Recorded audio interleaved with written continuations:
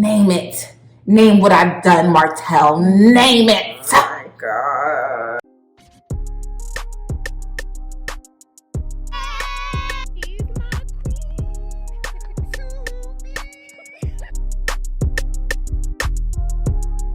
Hey guys, welcome to our channel. If you are new, if you are not new, welcome back, Sugar and Spice gang.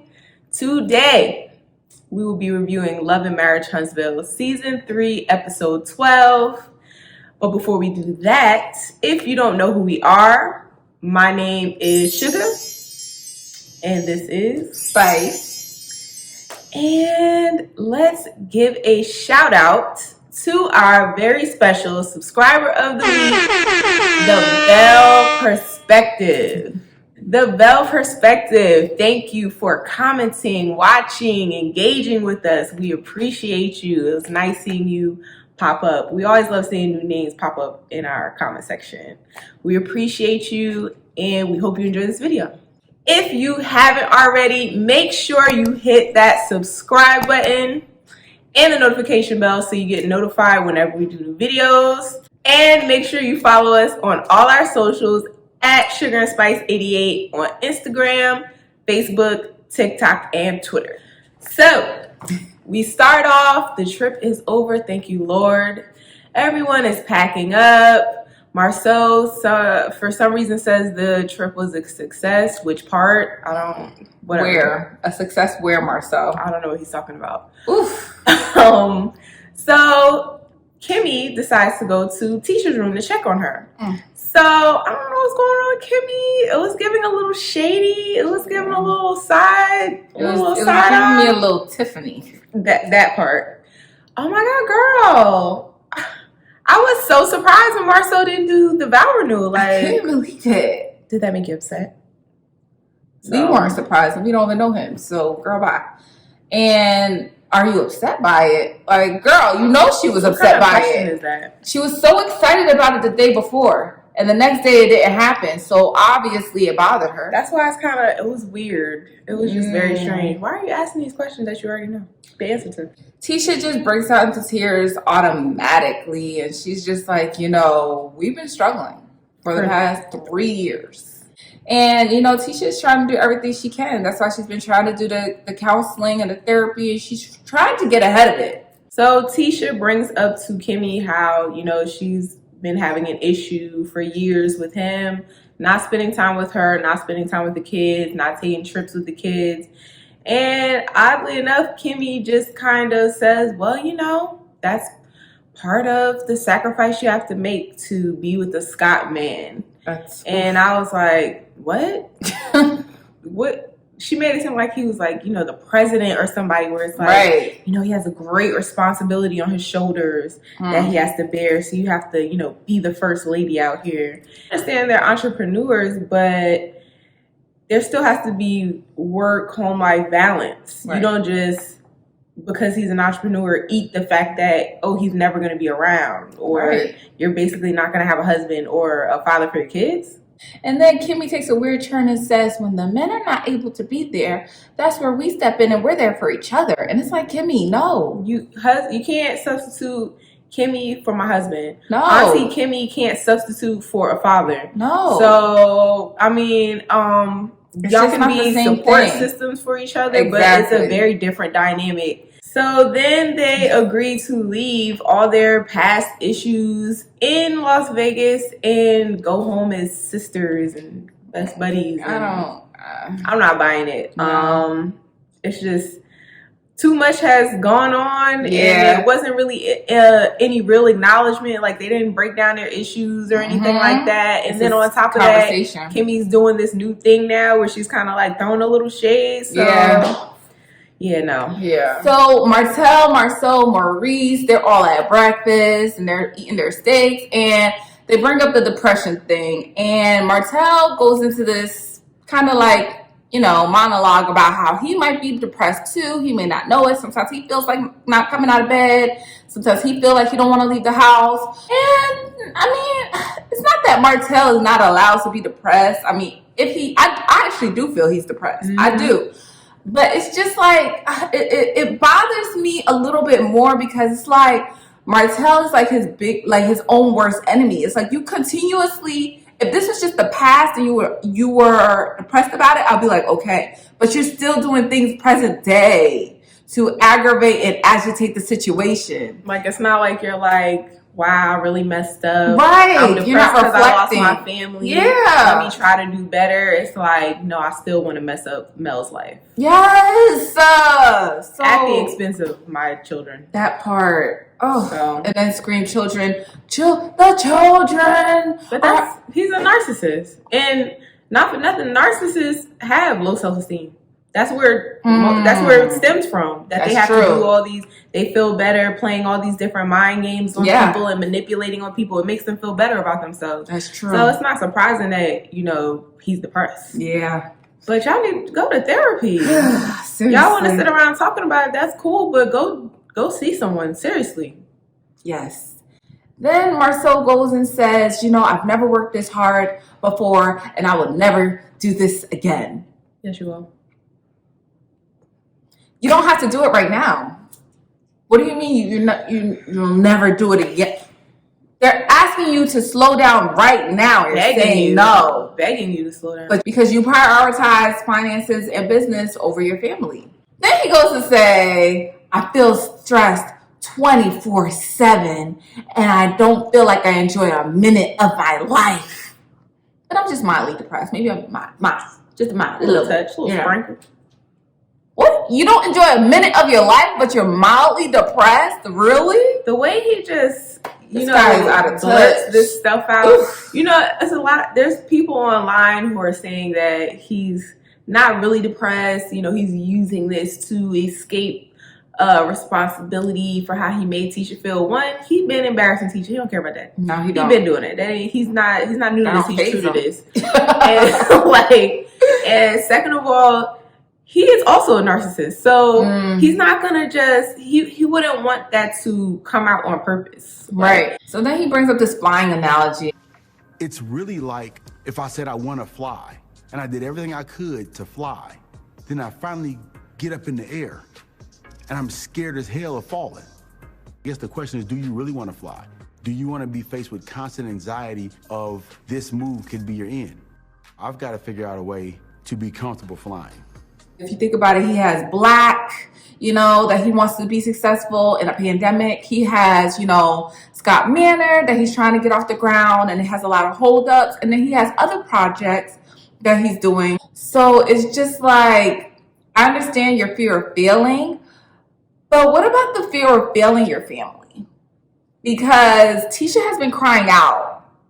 Or a failing marriage for that, your kids, your marriage, anything. No, he just does not put the same level of seriousness and emphasis on the family life, and it's really sad. It's really sad, and that also goes to show you that men will prioritize what they want to prioritize. Like, if he's willing to do all of this for finances, like, he can do it in his marriage. He's just choosing not to. Yeah. And then with Destiny, she said the Vegas trip was all right. She said she won't be the Holtz referee anymore, which she really don't need to be. Because, the way Mel don't choose to have her side in nothing, she do not need to be refereeing nothing. At all. So Tiffany stops by Mel's office. And she says she hasn't heard from Mel since the trip. She was trying to get the interns that Mel asked for, get them in the office to be interviewed. Mel apologizes. She says, after the trip with Martell and all his nonsense, I just needed a minute to myself to recenter myself. And I wasn't taking any calls, girl. Oh. So then Mel apologizes on Destiny's behalf. I can't believe she said that to you, that she was going to drag you. And, that's the first time in all our years of friendship that I've ever heard her threaten a woman. What does that say about Tiffany?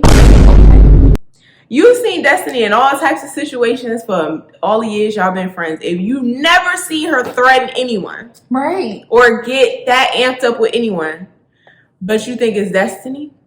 Mel says that she is sensitive. Oh, when God. did that happen? When How? were you ever sensitive? Where? At what point were you sensitive? She's sensitive because she knows Destiny's going through a hard time. She's going through a divorce. And you don't so I have to be sensitive. Girl, bye.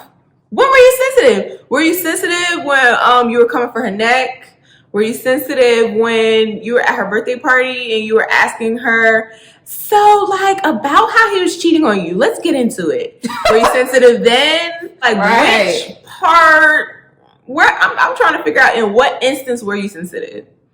I can't pinpoint one. Me neither. Maybe y'all can. Answer in the comments. Maybe I forgot. Let us know. What I believe is that we as women should continue to be an example for other women and show them that you do not have to be perfect. And so until you do that right soul searching and you come out stronger and better on the other side, you might continue to be broken and you might look for problems where there aren't problems. Right. Tiffany, please You're stop the talking. queen of creating issues where there were none. From that one birthday dinner, oh my goodness, spun so many different situations. Had Mel not invited you to that birthday dinner, so many situations and altercations and confrontations would not have happened. Then she's talking about, it's enough Mel to go around. No, I love how they keep doing this. I'm gonna say it every week because y'all keep bringing it up. Y'all keep doing this. Y'all keep taking away from the fact that Tiffany started this whole mess and are trying to make it about something else. Destiny's going through something in her divorce, or Destiny's jealous of our friendship. So Martell takes Martell Jr. to Lewis to see if he can be his baseball coach. Martell says he feels like it's damaging to his kids to know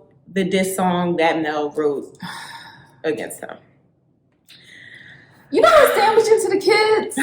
This whole divorce is damaging. And the way you decide to co-parent is damaging. The way you decide to gaslight, start issues, always be on the outs with Mel. That's why Mel even suggested the co-parenting counselor, because you are sick. All you want is problems. This is damaging to the kids. So Lewis, giving good advice, says, you really blacked out when you had your confrontation with Mel, and she can do whatever, but you need to hold yourself to a higher standard. You need to be able to control yourself. You can only control yourself, so that's what you need to do. Martell gonna say, well, I thought I handled my anger well. Shut up. Not this one. Hey. Not this one. I should have said a whole lot about you and your side chick. Hey, you side you learn the whole Martell. Absolutely not. You were just trying to get out of me at the top of your lungs. Trying to break through some people. You were trying to get in her face, to scream in her face. And even like, I know somebody said, I've seen somewhere somebody said, do you think he was going to hit Mel? Like, no, I don't think so. But even yelling at a woman like that is not okay. You're big as heck. You're a man. Don't intimidate me with your bass and your weight and your force. Like, I don't like that. Us yelling from back up is already a lot. I don't need you here. I don't like that. There's something about that. Just like, no, like, why would you feel like you want to run up yourself? Control yourself. That's what you want to do? You want to run up on your children's mom? No. You want to run up on a woman? Stop. So then Lewis says, have you thought about anger management classes? And in my opinion, I think that he definitely needs anger management classes, but will he ever go? No. It's like the same thing with Marceau and this depression thing. Will he ever go to therapy? I highly doubt it. So, Martell is saying, the struggle they have with co-parenting. It's just, we both know the buttons to push, the things to say to get under each other's skin. But by the way, I was thinking, Mel has a babysitter 70% of the time, right? I don't want no babysitters raising my kids. I should ask for full custody. I think Lewis is like shocked. I think so too. He's like, bruh. He's like, do You think that's what's best for the kids? How do you think Mel's gonna react to that? Right. It's kind of like dropping you hints, but diplomatic. like subtle hints, like no, don't freaking do that. Are you crazy? That's not a good idea. Oh man. And this guy, Martell is so, he's just like, yeah, because I don't want other people raising my kids, and you know, she has a million things going on. She's so busy. So since she's so busy, are you mad because you're so not busy? You don't have much going on anymore? Because a couple episodes ago, you said you was feeling stuck. Martell, the things that she's doing now, with the exception of the music career or being in the studio, she was doing when y'all got married. The speaking engagements, yeah. You know, the traveling, the running a business, right? All of these things she was doing already. Exactly. So you didn't have a problem leaving them with grandmother, auntie, or whatever then? And Lewis asked, how do you think Mel is going to respond to that? Low key, she might agree. You know, she's just so busy. I don't think she has time for 4 kids. Martell, oh my God. Lewis just tries to be like, okay, well, if you're going to do this, just make sure you have a cool head when you do it. Because obviously you're not going to listen to me. Because you made a decision in your head already. Lord Jesus, it's a mess. Kimmy invites Marceau and Tisha out to dinner along with her and Maurice.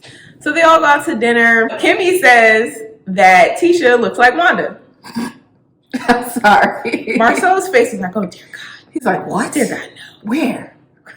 This can't be true. Where do you see it? So then, you know, they're talking about how it's raining outside, and, you know, how Kimmy was crying on her wedding day because it was raining. So then she uses that as, that was a little smooth transition. Yep. Yeah, no, when I was crying, you was there for me, Marcel. Yeah. So that's what I'm trying to do now. So about this depression thing, I was like, oh, intervention?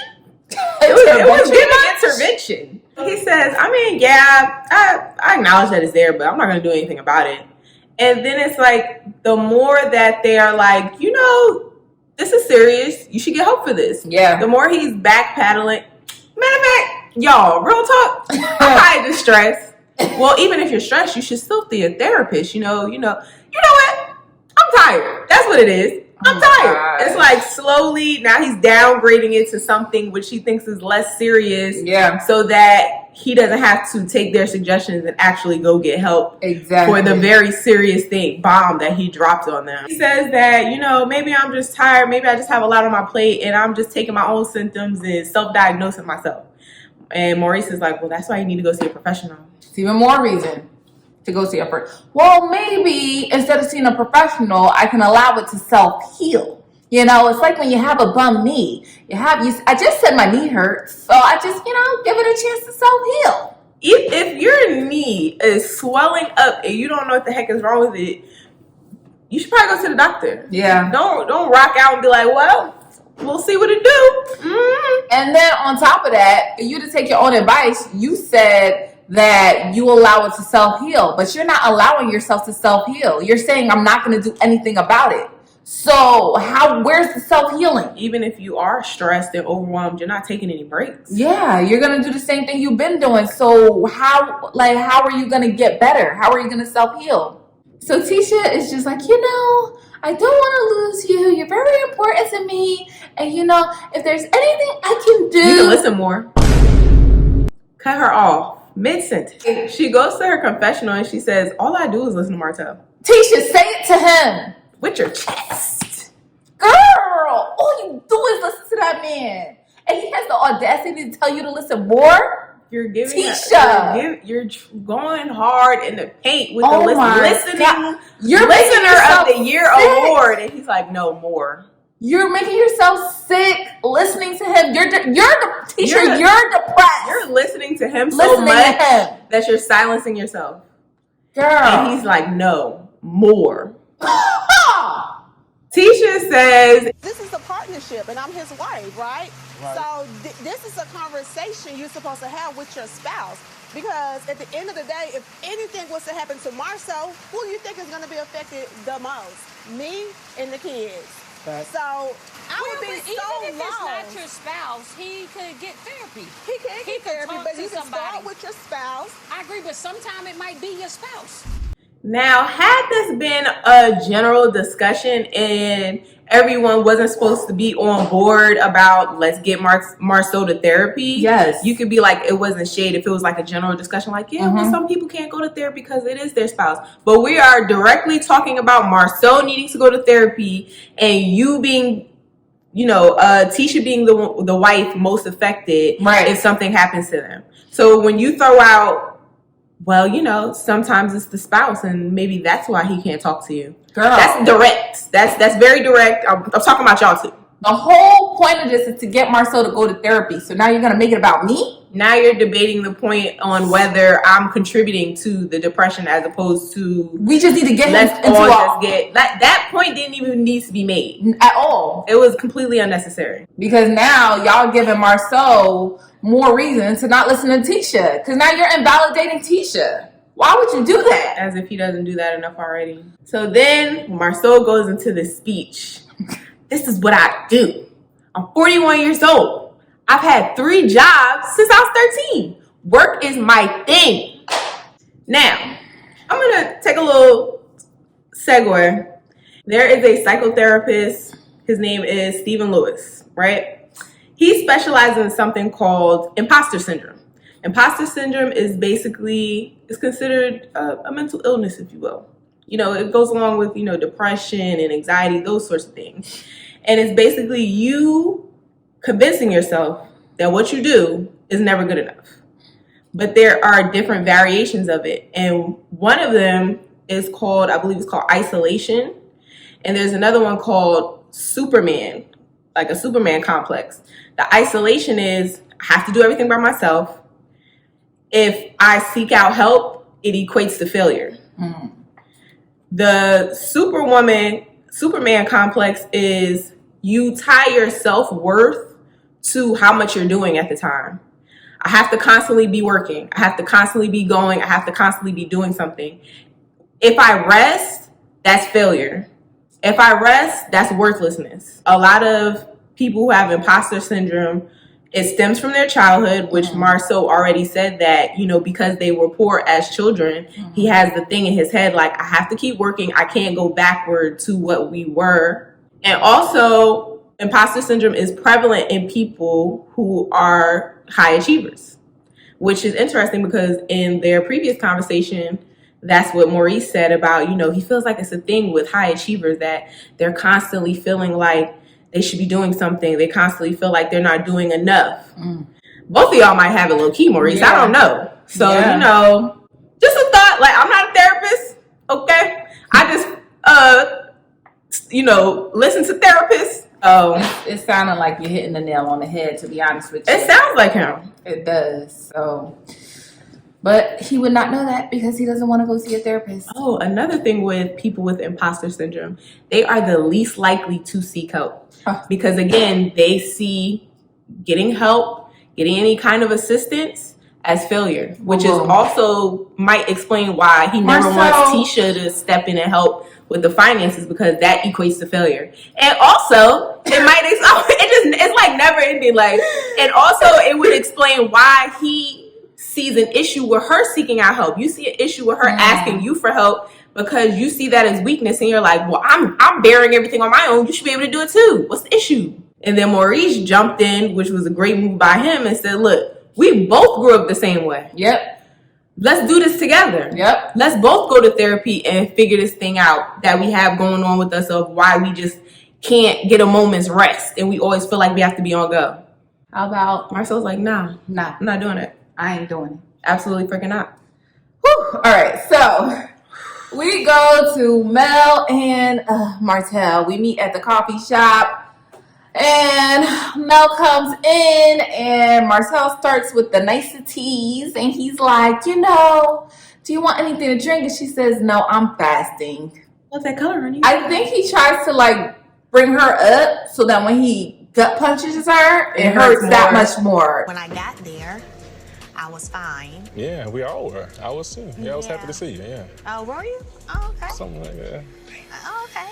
Well. Can we take that back, Alex? Why are you scared to say if that's how you feel? Martell, whew. He's exhausting. So then Martell's like, well, relationships have ups and downs. Well, you had a big down. A big one. Remember you cheated? Remember You that went way time? Huh? Okay, and so I apologized. Well, I don't need it. I don't care about your apology. No, so what was the point of bringing that up? So then Martell was like, well, I wish you would apologize for something. I think I got one apology in the 12 years that we've been together, and you done more wrong than me. Name it.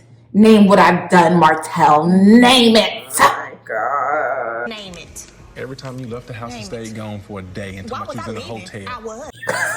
What's going on? You ain't nothing but 2 pieces of bread. You ain't never gonna be a sandwich. It was just like, what do you... Get me out! Get me out this black hole! Okay, let's switch to the children. She's like, well, okay, about the children. What do you want? Well, you know, it's come to my attention that, you know, you got like 10 different babies. I love how he always embellishes. You know, she has babysitters 70% of the time. And, you know, you have all these different babysitters raising your children. And, you know, you got 10 different babysitters. She's like, no. Well, 5. No, I have 2. Way Martell is describing it as if she has hired a nanny off the street. They don't know them. And they're taking care of the children. She's like, girl, child, that was your cousin. You mean your cousin? Your cousin who watched the kids for 2 hours? That babysitter? Or your mom? Or my mom? That's called having a village. That's not other people raising your children for you. And then, to add insult to injury, the only reason why the cousin had the kids was because Martell wasn't able to pick them up when he was supposed to. You just left that out. Then he's talking about something. Yeah, let me look at here, because let me see. Martell, you don't have nothing in that phone. Stop You know it. you don't have no receipts or facts or nothing in that phone. You know the reason you brought her here was to get her mad. Yeah. Was to stir up some mess. Right. And that's why you're smiling the whole time, because you're like, well, I just get to be around her and I just wanted some of her energy and I'm getting it. And I'm happy with that. Martell, we're going to forget about how Mel, when y'all on vacation, was like, where the kids at? You like, they, somewhere. No, you don't want full custody. You know that, right? We've already established that. And you only do this every time you feel like either she's, you know, she's getting far away enough from you or she's moving on enough that you won't have a grasp on her. You try to reel her in with the full custody mess, because that's what you did last time. Yeah. She said, well, I'm getting a divorce. I'm out. I'm done. I'm packing up my stuff. And she was about to leave the house and you weren't even supposed to be there. You said you wasn't going to be there. You stuck around just to tell her, you know what? I'm going to take full custody. So then Mel goes in her confessional and she's like, if Martell was not the kind of man that he is, I would have no problem going to him and allowing him to have the children when I need him. But knowing Martell and the person that he is, he's only going to use that against me and use it in a way to hurt me. And Mel, and she's right. You're 110% right. Because every time she calls him like, well, I got a speaking engagement. Can you watch the kids for 2 hours even though it's my day? Next thing you know is going to turn into, well, every time you got the kids and it's your day, I got to come get them. Yep. And then he'll go on Instagram and try and blast her. He'll go on lives and even try and though blast it's Mel's her. day, got the kids with me, going to get their hair done. You know what? I'm considering that since I get the girl's hair done. Boy, I was getting it done for a whole year. Girl, when I left, who was paying? Because you didn't have any money to pay for I was paying for clothes, tuition, hair, and everything. Do what the judge ordered. I got it now. I did not know it was that bad. I'm not going to lie to y'all. I was like, because Suga has been saying maybe he just don't got the finances to get his clothes replaced. And I think she might be right. Because I was not trying to be shady. I'm serious. Mel is just always pushing herself, her kids off on other people so much to the fact that, 1, they were calling you the ice cream man. Ooh. And 2, when her friend asked, who would you rather live with? All in unison said, Mel. But you're the one doing everything. Martell says in his confessional, I can definitely work around my schedule to make sure that my kids are well taken care of and at least 1 or possibly 2 people will watch my children, 2 or 3 hours at a time. So if you're going to be that busy, just give them to me full time. AKA, I don't have anything going on. I have no life. I have nothing happening. And I want to use these kids as a tool to hurt Mel because I'm seeing all of her success and growth and I'm jealous of it. Because guess what? You can take full custody, but do you think at some point in time you're not going to need a babysitter? You got to work. You got to do something. Unless you don't have to work. And he trying to get alimony. Yes. He's going to try to get some child support. Not for nothing. You know what's so crazy to me? I can see him trying to get child support. Oh my God. My God. I mean, since you making all this money. Mel divorced Martell and didn't ask for nothing. All for him to try and get full custody to get child support. Ooh, you are. Mel, God said go 20 minutes ago. You should have never been in this conversation for this long. At all. Where's your shirt? I feel like if y'all need. Where's y'all your have, hat? Y'all have. God said go. What? Get out of there. Like, she should go. Run. Go. I feel like y'all take co-parenting classes, right? Any discussions y'all need to have needs to be in the presence of a therapist, period. Y'all don't need to be meeting up one-on-one to discuss nothing. Because it's always going to go left. No matter how much either one of you try, it's going to go left. It's still very fresh. So, thank you guys. Thank you guys for making it to the end of this video. If you made it to the end of this video, throw up some sick emojis because we're sick of this mess with Martell and Mel. We're sick of this mess with Marcel and Tisha. Pretty much, this whole group is toxic. Throw out some sick emojis. Sick and tired. Yes. Don't forget to leave us a comment. Don't forget to like, comment, and subscribe. When you subscribe, hit the notification bell so that you can know when we drop a new video. And don't forget to follow us on all our socials at Sugar and Spice 88 on Instagram, Twitter, TikTok, and Facebook. And we look forward to seeing you guys in the next video. Bye. Good morning. Good energy. Today we gonna spread Good energy. Today we gonna share Good energy. I go to work. Today gonna be a great day. Wake up, thank God, drink water, meditate. Good First energy. 5 minutes will dictate your whole day. All about that positivity.